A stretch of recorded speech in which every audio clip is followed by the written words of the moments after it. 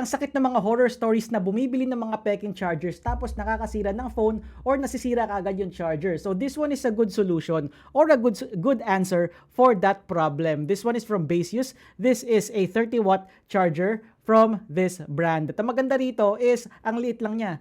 Ayan oh.